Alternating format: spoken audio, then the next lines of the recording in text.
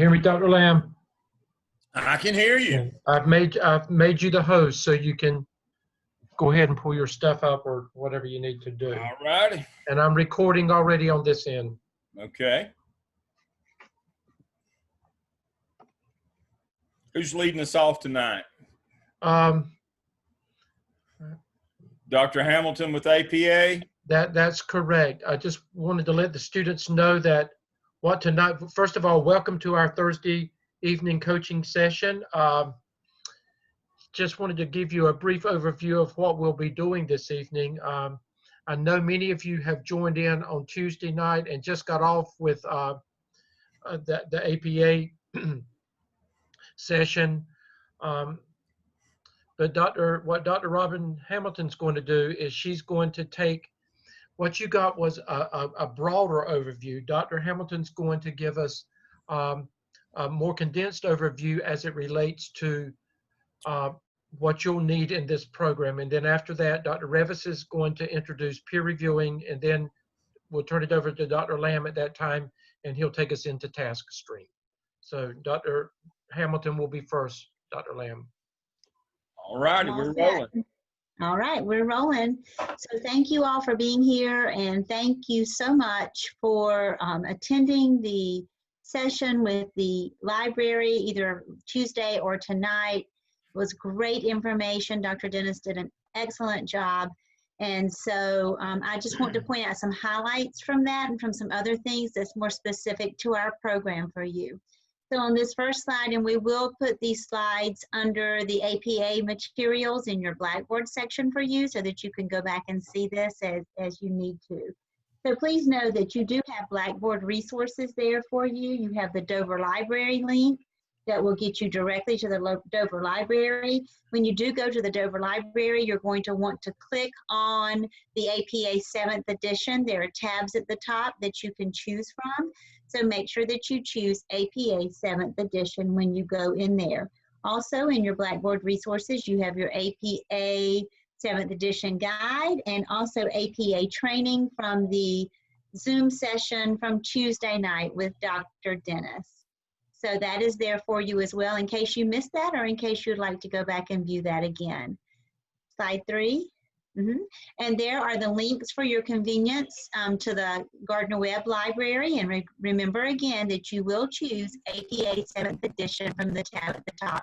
And also the Purdue OWL link is there for you, and it also has updated APA 7th edition information that you can reference. Yep, ready? Next. When you're using abbreviations and acronyms, you need to have the acronym used at least 3 times within your paper to use an abbreviation. If you're not using it at least 3 times, please just spell it out, don't abbreviate it. So like if you were going to say Parsley Elementary School and you were going to use that numerous times in your paper, the first time you would say Parsley Elementary School, put in parentheses PES, and then subsequently after that, you could continue to just use PES, but you do want to make sure that you're using it more than 3 times because the reader will lose that information if it's not used that high frequency. Next. So the next slide is a snip from the library training you received, and that's a reference versus an in-text citation.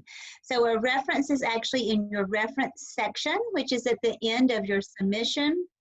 And that's going to have a hanging indent, and you can see how the author's names are listed. You can find this reference also in the Purdue OWL or the Gardner Webb Library.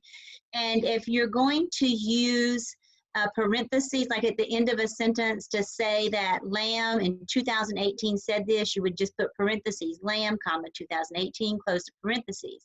If you're going to say Lamb 2018 said blah, blah, blah, blah, then you would put Lamb and then you would put the parentheses 2018 after that. So you'll have your in-text citations and you'll have your references at the end of your paper, and your references and your in-text citations do have to match. So if you have an in-text citation, you have to have a reference for it. If you have a reference, you have to have the in-text citation.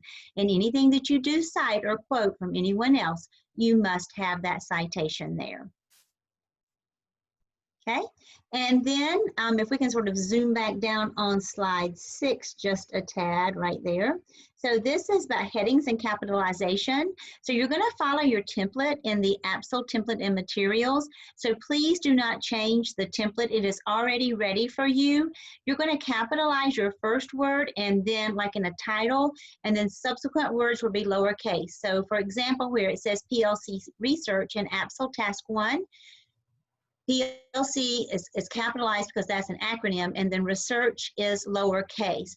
Proper names are still capitalized in APA 7th edition, but in APA 7th edition, when capitalizing, you're going to err on the side of lowercase letters. And then on slide 7, and I know Dr. Dennis talked about this, but they is now a singular pronoun, and that is so hard to get used to. But they is, I guess that's right, is a singular pronoun. If it's singular, I guess it takes is. So there we go, as odd as that sounds. Then everything that the Gardner Webb Education Department is going to ask you to do in any kind of table, chart, graph, or anything, we're going to ask that you label this as a figure. So your first figure in your paper will be figure 1. Then your subsequent figures will be figure 2, 3, and 4. So if you have figure 1 in your Absol task 1, and then in Absol task 2 you have a figure, that's going to be figure 2. And so you're going to base those figures in order of how they appear in your paper. So the title will go underneath figure 1, figure 2, what have you. And it's going to be in italicized title case. It should be brief and clear, and it should explain what that figure is showing to you. So there's an example right there for you, and you can see figure 1's in bold. Underneath there is in italics, there's the figure. And then if you do want to give any kind of explanation about the figure, you'll find that underneath the figure. In APA 7th edition, we do refer to ourselves in first person. So you will use the word I, which is new and unusual for us as well. This slide, this is interesting. So this doesn't sound like we want to sound sometimes in North and South Carolina, but these are the singular words are on the left, the plural words are on the right. So if you have Appendix A, it is Appendix A, but when you're talking about the collection of your appendices, it's appendices. Datum for one piece of data, one datum point, but data are plural, as odd as that sounds. Data are plural.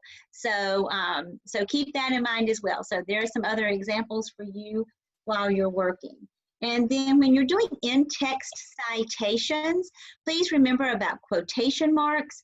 And when you have a quotation of more than 40 words, and if you're going to have a quotation of more than 40 words, it really is significant that you need that, because you don't want to overquote. You really want to paraphrase and summarize and give your citations. But if you do have a long quote that's that significant that it needs to be a long quote, there are special circumstances for how you block that in, so you're going to need to check that out for that as well. Your references and appendices, of course, we've already looked at that a little bit. Your references for in-text citations come at the end of each section. Your references for your in-text citations do come at the end of your paper or each Absol submission, each task submission that you have. Then at the end of your Absol or your AppTel or whatever evidence, you're going to merge them all together, and those will be in alphabetical order, and it will be with a hanging indent. And appendices are at the very end of your submission. They come after your reference list. There is a link for you to go to see how to format your reference list. That's a lot of information for you right there. And then hanging indents. On our Gardner Webb Library webpage, there is this video, and I think it's less than a minute, and it shows you how to format your work so that it works, it does the hanging indents for you, and you can get those formatted like they're supposed to be. So great video. It's very, very simple and easy, so you can use that for your reference. Also, in-text citations have changed from APA 6th edition to 7th. You used to say Taylor, Kotler, Johnson, and Parker 2018. Now you just say Taylor et al. 2018. So it's very important that when you publish work that you are the first author so that your name is listed. So that is there for you. And when you are listing one or two authors in APA 7th edition, you would, if it's one author, you would just put the person's name, comma, year. This is your in-text citation. If it's two authors, you would put the author's last names, and they're separated with an ampersand, not the word and. In this situation, it says P45, that's on page 45. If it's more than one page, you would put PP, that means more than one page. And then if it's three or more authors, you only use the first author's name with et al. And so you can see that example there as well for you. Spacing, years ago, we used to always put 2 spaces after a period or a question mark, and now we have 1 space following any punctuation. Even though APA 7th edition gives you options about your font, the Gardner-Webb Education Department requests that you use Times New Roman 12-point font. And then numbers 0 through 9 are written in word form, but never begin or end a sentence using numerals. You'll be tempted to say 50% of the students are on free lunch, and you're going to put a 5 and a 0 and a % sign at the beginning of a sentence. When a number greater than 9 starts a sentence or ends a sentence, you need to go ahead and spell that number out. So that's just a quick little review of the things that you've probably already heard this week.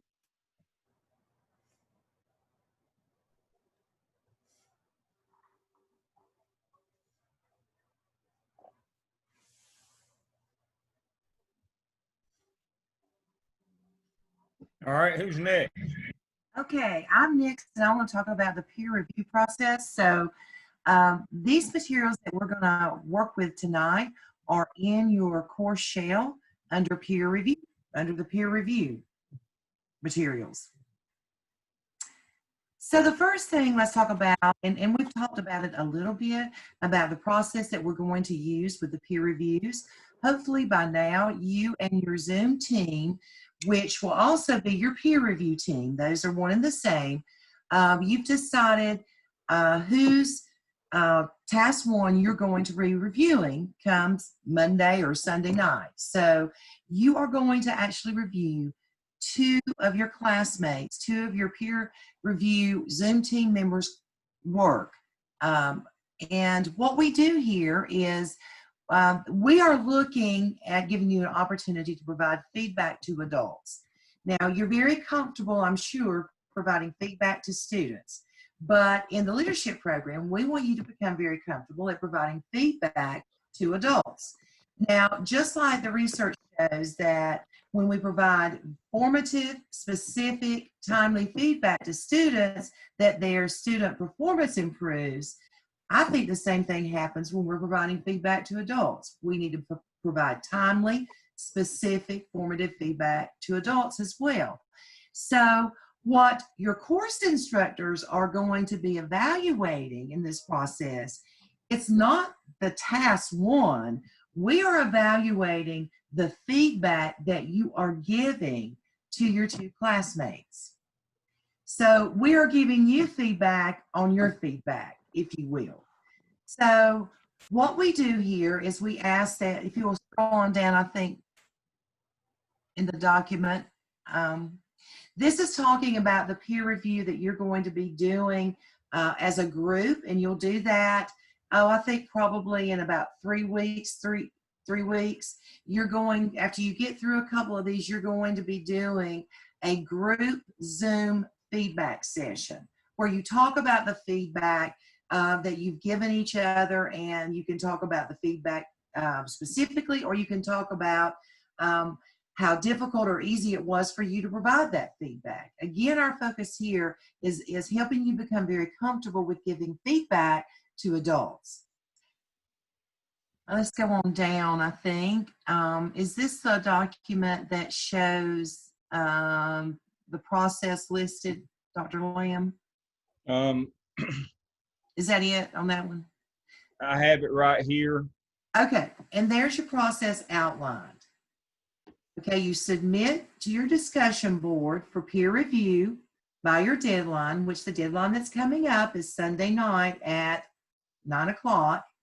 And then you go in and select 2 to review and provide feedback. And then you take that feedback excuse me, you analyze it and you revise it before you turn it into your instructor and before you do a Zoom session with your group. Okay? So And I'm sorry, Dr. Revis. So yes. does the feedback that we give, we post that on discussion board underneath the person that we reviewed, or do we submit it to you guys? You Both. pick it. Yeah, you do it both. Pardon me, Dr. Rivers. Let me show that right quick in the shell. Okay. Okay, this is your class shell. Let me get out of this one and get into one for, I'm gonna get into Dr. Revis's shell. And everybody's is gonna be the same way. So when you post the review, you post it back on the thread that you took it off of. And so we've got app cell, task for review. And so if you took it down off of task 1, you put it back on task 1, I would have posted it there. There would be a thread, and I would just click back on that, reply to that thread, and put it back for the student. And then I'm going to go to the completed peer review Dropbox, and I'm going to put it there as well for the instructor to see that you did that. So you give feedback to your colleague and you get a grade for having done that. And those are the 2 areas that you do that in. Let me see if I can change. No, I won't do that. I won't take up your time. But yes, the answer to the question, you post it back on the thread where you got it, and then you put it in the Dropbox that says App Cell Completed Peer Review Dropbox. And both of those needs to be on the template that's posted on the shell, right? Correct. I'll pull that up for you right now.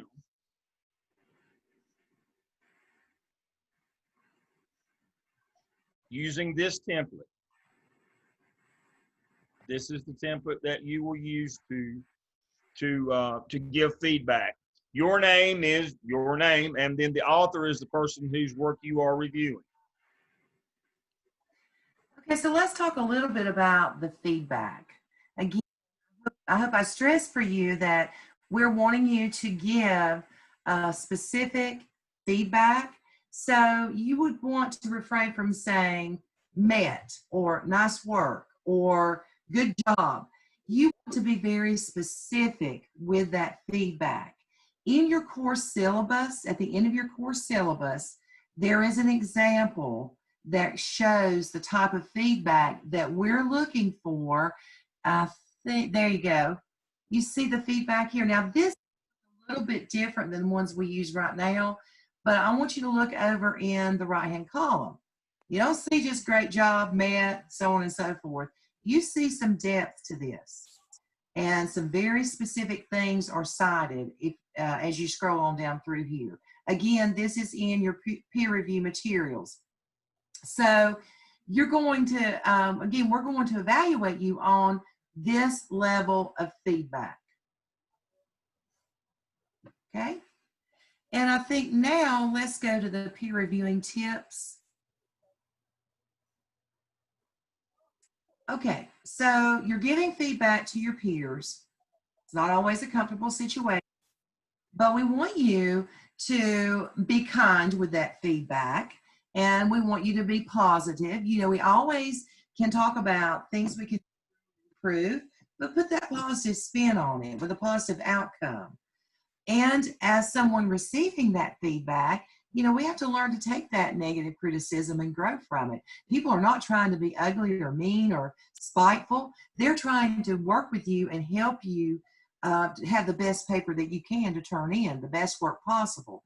So, you know, just don't forget that we want to be professional in our feedback, both what you do on the template and when you're giving feedback in your Zoom. We want it always to remain a professional conversation, mimicking what you would have with a teacher if you were an administrator. So I think that's about it, unless any of the other instructors have any other things to add. I would just like to remind you, don't forget to put it in your Dropbox. Sometimes to do that, you will get the feedback in the discussion board thread, but many times forget to go and put it in the Dropbox so your instructors can pick that up and score you there.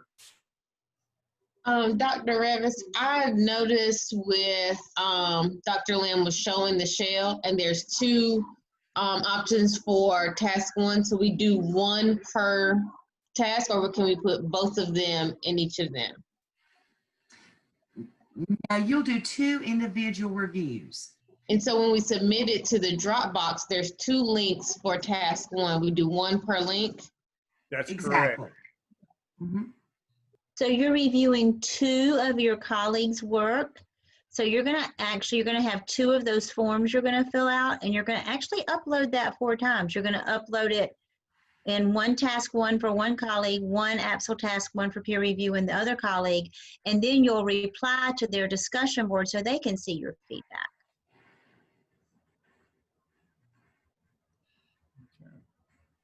When are the peer reviews due? So like I submit mine on Sunday, and then the other person submits theirs. When is it due that I give my feedback and turn my feedback into the drop boxes?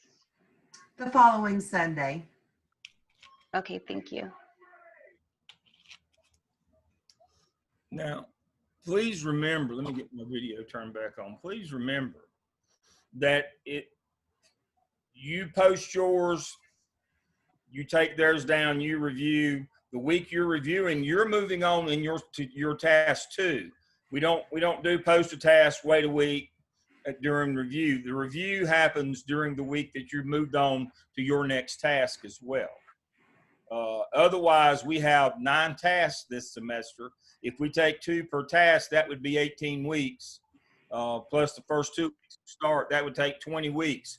You don't have 20 weeks. You have 14 weeks. So you have to remember, this week I have to do a peer review, but I also have to start my next task. We have folks that have a little issue with the pacing. And so understand that you only have to write 1 task a week, but you have to review 1 as well. Those are not separate weeks. And can I just add that, yes, they are due on Sunday night,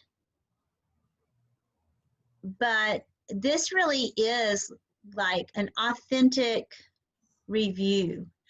And if you don't turn in your peer reviews until the following Sunday night, then it is not, then your feedback is not beneficial to your peers, because they don't have time to be able to look at what you're saying and make any changes to their work based on your feedback. So I think that the earlier in the week that can be done, the better, the more beneficial for your peer. And I would also argue that you may learn something for your own work from reading your peer reviews, so that you might say, oh, I didn't think about doing it this way, or I didn't think about including that. And then you can take that in turn and include it in yours, in your work, to enrich and enhance your own work. So it's sort of mutually beneficial to sort of get those done from the get-go. My 2 cents. Dr. Hamilton, that is great. Just remember, Sunday night at 9 o'clock is the drop dead date for assignments. We ask you, if you get your assignments done before that Sunday night, that's very, very good. So you need to pace yourself so that you're not waiting until the midnight hour to get things in, and then you're stressing over things. So pace yourself throughout the week. And if by Wednesday you are comfortable with the work that you've done, go ahead and submit it. Your instructors are going to be looking every day to see work that has gone into Blackboard for our review. And students, you should be looking at the discussion board, very often to see if there's work in there that relates to you as far as the peer reviews once they start. All right, what's next? Okay, the rest of it now is, and again, we will pick up on this in our individual classes on Tuesday, but we wanted to go ahead and introduce it to you this evening. At this point, Dr. Lamb is going to, the rest of the session is going to be dealing with Taskstream and setting up or beginning the setup of your competency folio and Taskstream. All right.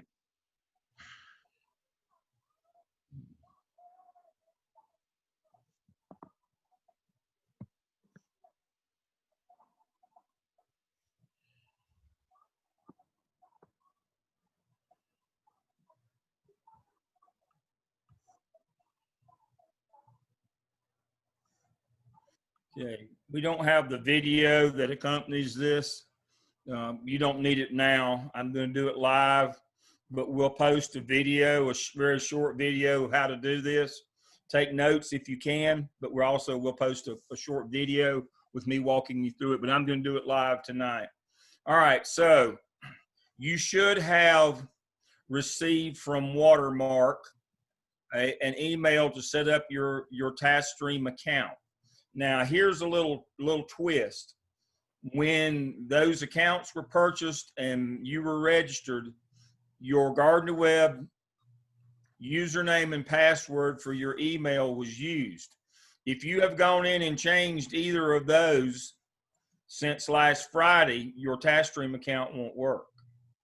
You need to keep your username and password the same as it was assigned to you by Gardner Web until you've established your account in Taskstream. And then if you change it in Gardner Web, you'll have to change it in Taskstream as well. I had one of those happen today. So I know Gardner Web gives you the option of changing, but your Taskstream account was purchased with your original assigned username and password for your email. So you got that link. That link was good for 48 hours. I had one of those today too.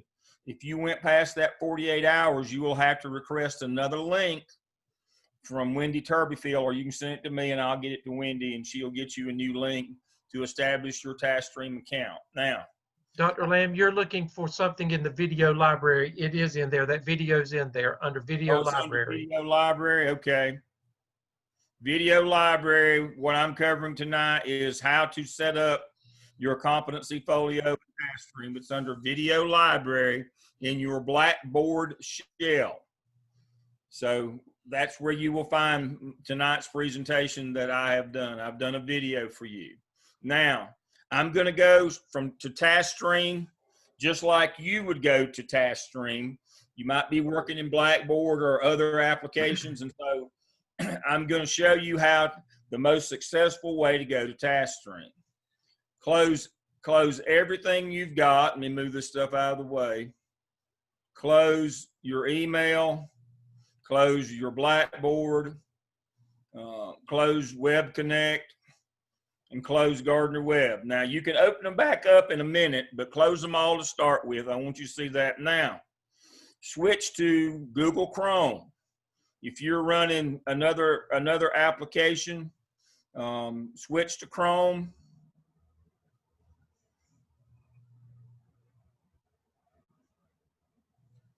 And type in taskstream.com. And then click on Taskstream. And then this is where you will enter your username and password. Your username is the first part of your Gardner Web email. The password is the one that's been assigned to you. You will sign in. Now, you will have one DRF portfolio, and it will be Fall 2020. I've got many. This is what it will look like. It'll say School Admin Add-on Fall 2020. Right here. This is the only one you will have. When you click and go into that DRF, this is where you will put, let me come back out and switch my view to your view.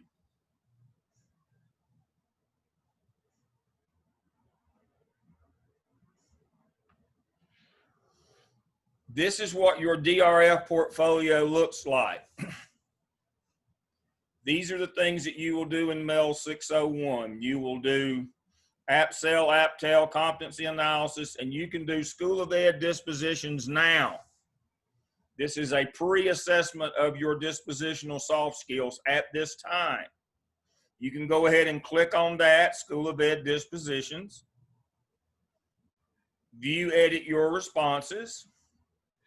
Tell us where you think you are, meets, or needs improvement.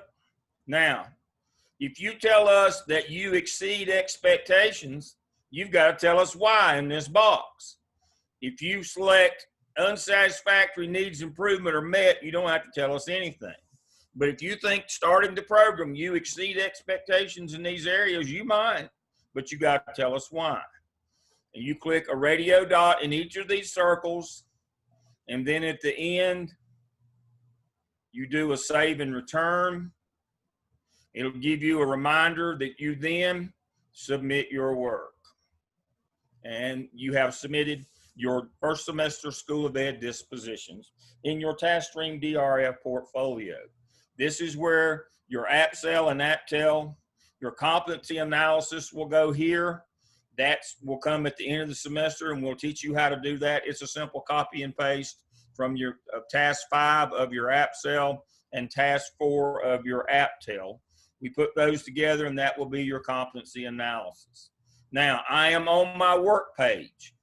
Once I have submitted something to Taskstream, if I have any comments, they'll be on this page. When my work is scored, and you'll get emails that remind you of this, I'll go to my scores results page. But all work is submitted on the work page. This is how you use Taskstream. The only thing that's due right now is your School of Ed dispositions. And so go ahead and do those, and either I or your coach will respond back to you. Questions, I'm going to stop and catch my breath. Questions that you have for me about your DRF portfolio. All right, pressing on. Now, to create a competency folio, which is for artifacts, this is all about evidences. Your DRF portfolio has evidences. You'll notice down at the bottom, it says final competency folio. Once you have created and completed at the end of your last semester, your competency folio, you're going to move it over here. And we'll have a video on how to do that. We won't give it to you now because once it goes, it can't come back. So you're going to create a competency folio in Taskstream for your artifacts. We've already talked about those. Those are things that you generate by doing the work either as an intern in your school or your evidences work with us during your clinical experience. You're going to put those artifacts in a separate folder. And the reason you do that, number one, CAPE requires it, and number two, that folder can publish and be shared with a prospective employer. So this is the start of how to set up your competency folio, and this is where the video will start. Once you have signed into Taskstream, before you go, don't tell me I'm frozen here. Before you go into your DRF portfolio or from your DRF portfolio, you can go to folios and web pages. Mine is frozen. Let me get out and come back in. I'm pulling a lot recording tonight. This is why I closed everything. Taskstream pulls a lot of bandwidth, and I would only have it open at any one time. I'm hoping mine will repopulate. So when you sign into Taskstream, you don't even have to go into your DRF portfolio. Click on folios and web pages. And you're going to get the folios and web pages. This is the Designer Studio for that. The next thing you're going to do is create new. And you're going to do, I'm going to do,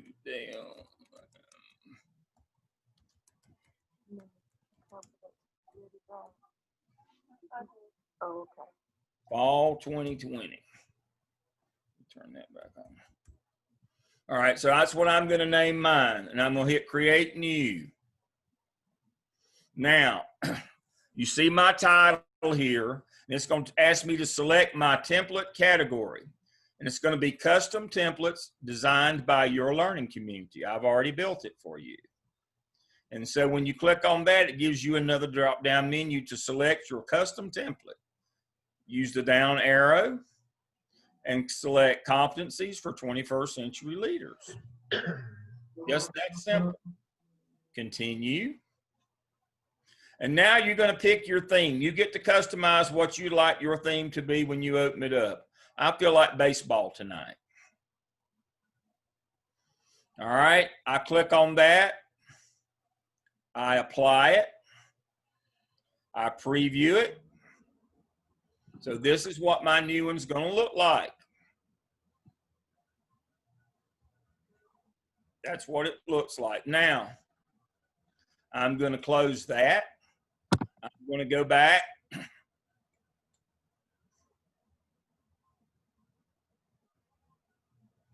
To all folios and web pages. And now, and only now, when I go here and I find mine, you'll just have one. You can see I've created dozens. When I click on mine, it's going to give me my work page now for me to edit my content. And so now it's ready to use. When I click on communication, I've already got the instructions in there for you, what you're to do. Over the course of the 3 semesters you're with us, you're going to put 1 artifact per semester. So the communication can come from the app cell, the SOP, or open-ended activities that you do as an intern in your building. One of them must be a digital learning competency. You use these buttons up at top according to what kind of media that you have in order to upload your work. Now let me caution you. You need to pick the right button for the kind of media that you're going to upload. For example, if you're going to upload a PDF file, you would use text and image. If you're going to upload a Word document or an Excel spreadsheet, use attachments. If you're going to upload a PowerPoint like Dr. Hamilton did tonight, we'd use slideshow. If I'm going to put up a video, I will use the video. If you're going to put up a link to a YouTube or to Google Docs, use the links button. If you're going to use a screenshot or a picture, that's a PNG or a JPEG, use text or an image to upload those. Now, if you try to upload something and it won't upload, pick a different button. That's 99% of the time, that's your problem. Pick a different button and find a button that'll work.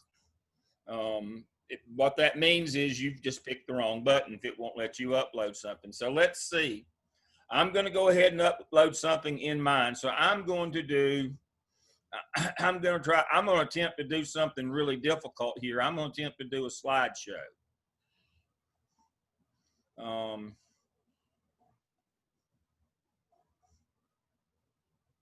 No, I'm not going to do that one. I'm going to do a simple one. I'm going to do attachment. I didn't already do one and have it loaded, so I don't want to go through that process.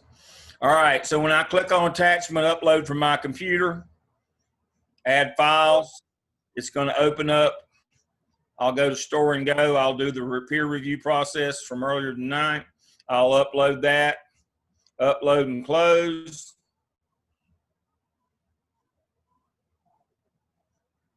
Save and return. And so I have uploaded, and you can go back and add main text. You can tell us what it is, but I have uploaded an artifact from tonight. I can go back and add main text to that if I want to. So that's a quick and easy way to understand how to upload artifacts in your competency folio. Now, you are not ready to upload any yet, more than likely. You could upload a screenshot of your PLC permission email to your principal. That would be a communication competency. So that leads me to this. Where will I find these artifacts? in your Blackboard shell, and let me get out of this and go back. I'm going to upload Blackboard again.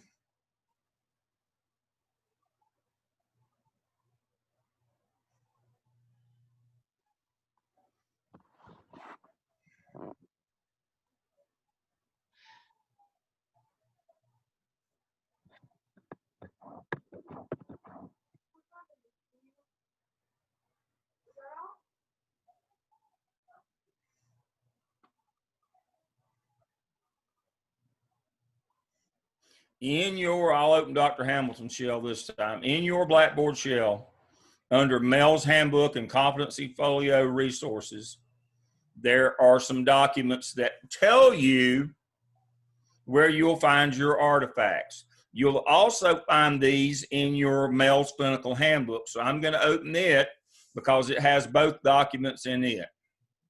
So when I open that document, or you can open the document singularly,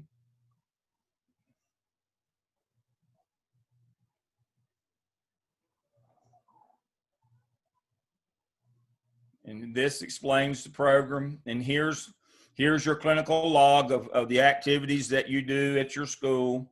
So here's the open-ended.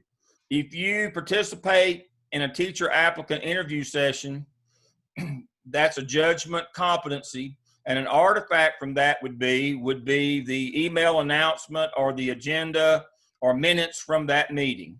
That would be an artifact from that session. That would go under a judgment competency. So here are your activities that you do, your clinical activities if your school is open. Dr. Hamilton and her group have created this one if your school is closed. Now, as you do your evidences, we're working on the AppSell and the AppTell this semester. You can see you will generate artifacts from that work as well. Your email PLC permission is the first artifact you will generate. That would fit a competency 1, 3, 6, 12, or 20. You say, well, what does that mean? Well, right here they are. 1 is communication, 3 is conflict management, 6 is delegation. Whichever one you think it fits the best, that would be an artifact that would fit that competency. Here are all the artifacts, the minimum number that you will generate from doing the AppSell. Remember, it said under communication, you needed an artifact from the AppSell. Any of these that have a 1 on them will work. A picture or a video, or that PLC permission form, either of those would be a competency artifact. And here are the competency the competency artifacts from the AppTell, the things that you will do that you will generate from having done those. So that is the system that you will use, the artifacts that you generate to go in that competency folio. It couldn't be any simpler.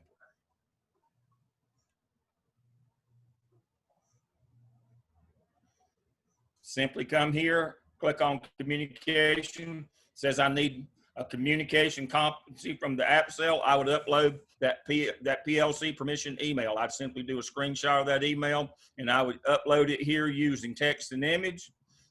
Then go to main text, put a little narrative on it, and you're done. We'll talk more about this later, but that's a quick and easy way to do these, to do your artifacts. Artifacts are not, we're not interested in a long narrative. Just tell us what it is. Just describe it for us. Just, this is my artifact. This is my PLC permission email from my principal. Boom, and you're done. And have a picture of it. It's just that simple. That's what an artifact is. I'm going to pause again for questions. Dr. Lamb, just a quick, just a clarification, just a reminder, there are 21 competencies. You're going to do this 3 times over the course of this program, 21 each semester. All 21 will be addressed each semester. So you'll do round 1 this semester and then round 2. And that's where you can pull from the AppSell this time. The PSYOP you won't even know about until the end, your last semester. But that's just suggestions of where you can find what you need. Okay.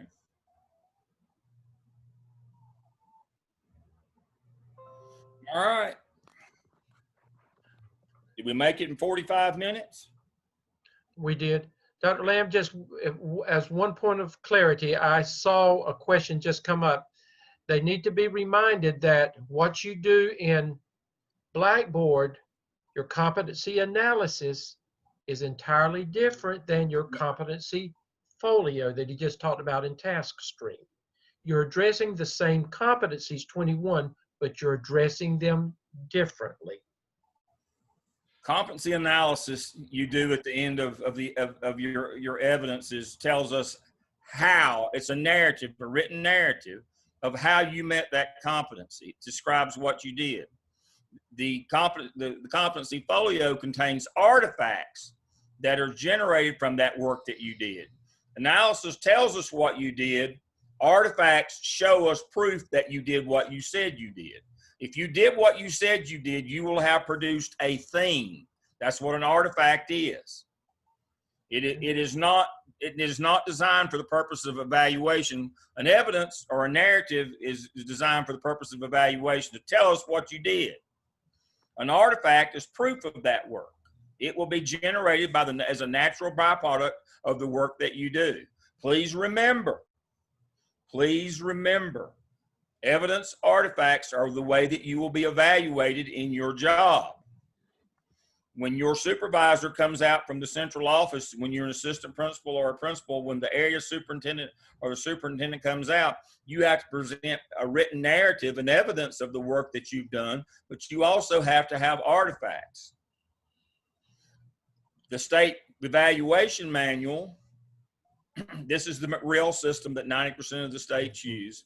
The state evaluation manual tells you, it gives you bullets of what your narrative should say, your evidence narrative. It also tells you what your artifacts will be. Right. That's what we're doing. We're teaching you that system. I've shown you before, our students score significantly higher on their state evaluations. Our former students who are now in the role of assistant principals and principals score significantly higher than the state average in all standards because you understand the evaluation system of evidences and artifacts. I will quickly, since we've got a little extra time, let me go back to share screen. Dr. Lamb, while you're looking, we'll talk to you this semester. By the time you get to task 5 of the APSL, you will address 12 competencies with the analysis. You will do that when that's the last thing you do when we complete the APSL, and we'll talk about that. All right, this is based on McReal. You can see down at the bottom. That's what all of you will be evaluated the system. And so, definitions, very important.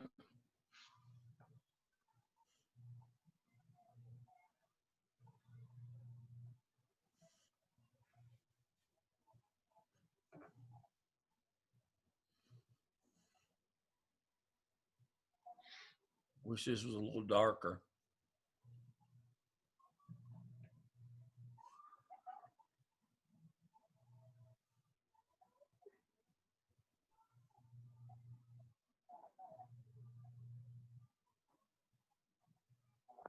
Evidence is documents, that's written narratives that demonstrate or confirm the work of the person being evaluated. An artifact is a product of your work. They are natural byproducts of work and are not created for the purpose of evaluation. So the evidence tells us what you did. The artifact shows us proof that you did it. So when we get into the actual evaluation piece of the manual, it tells you, these bullets tell you what your evidence narrative should contain. So for strategic leadership, these are the bullets. They tell you what your narrative must address. And then it tells you what artifacts would be acceptable, things that you generated from your work. Just like we tell you what your evidences must contain with the task and prompt system, they just use bullets here. This is your task and this is your prompt with task in it. And then your artifacts go along with that. That's what goes in your competency folio. So we align our system with the rail system that you're going to be evaluated under. You need to understand evidences and artifacts are not the same thing. An evidence is a written narrative that tells us what you did. An artifact is a thing that was produced from doing that work, what you did. And so, as you can see in the evaluation manual, under every standard, standard 2, instructional leadership, these bullets tell you what your narrative should address. Your artifacts say this is the stuff that you should have produced if you did that work, just like ours do. We have mirrored this handbook in the way that we set up the prompt, task, and prompts of the evidences and the artifact portfolio.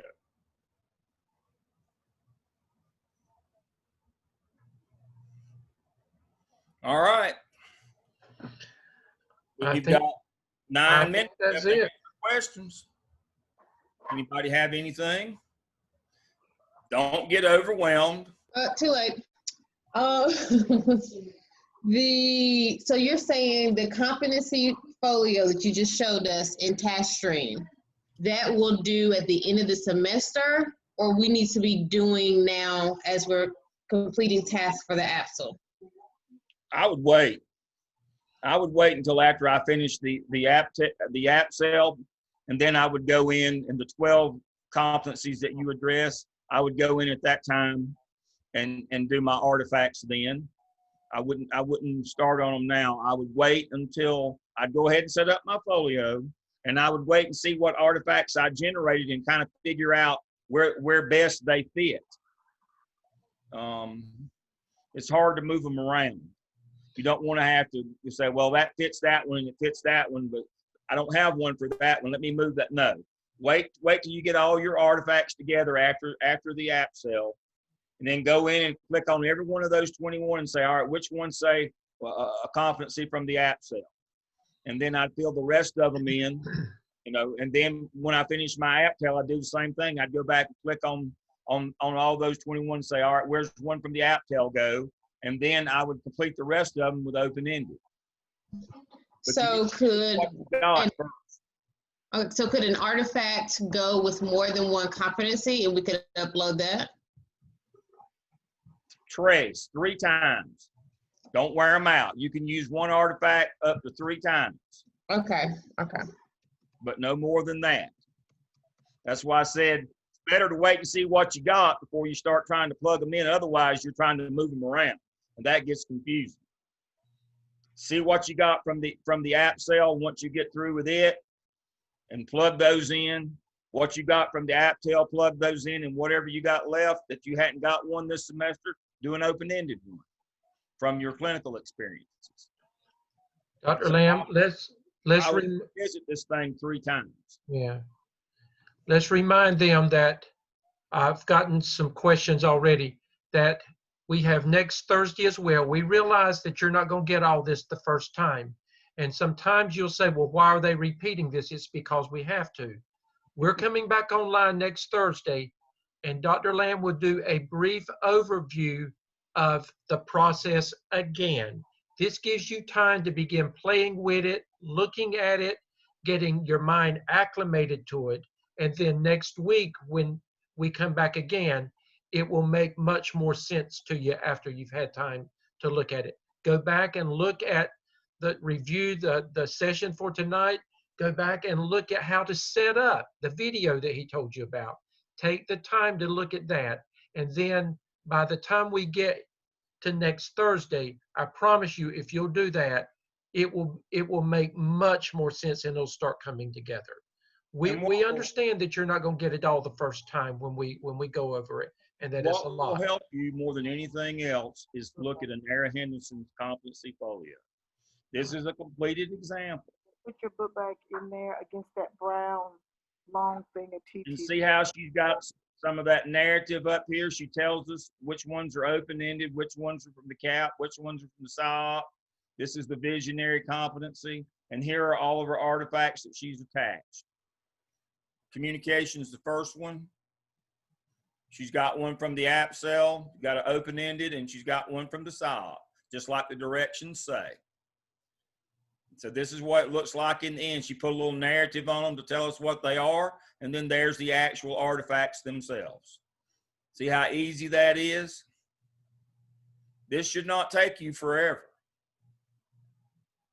And she's highlighted the ones that are digital learning because 18 of these, it requires one of them to be a digital learning competency. And if you don't know what digital learning competencies are, if you'll click on that category, it tells you what they are. Now, you don't put anything in that box. That's just there to if you don't know what digital learning competencies are. And so it'll be digital, but it's a communication. A digital communication competency would be a video. 2 birds, 1 stone. Easy peasy. And Dr. Lamb, remind them, you have this, all of this is in your Blackboard shell. What Dr. Lamb is showing you, you have access to all of this. All of these resources are there for you. And they're pulled out individually if you want to see the open-ended artifacts. If you want to see the competency folio proofs from the 6, that should say, those should say evidences from the 6 artifacts. We'll fix that. Or from the 6 evidences. You know, that title needs to be edited. There are folio artifacts.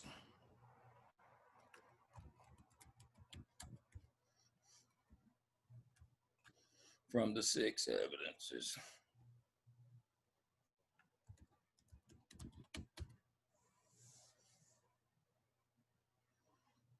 And that's what it's supposed to look like. You've got evidence twice, Dr. Lamb. Yeah, I can fix that.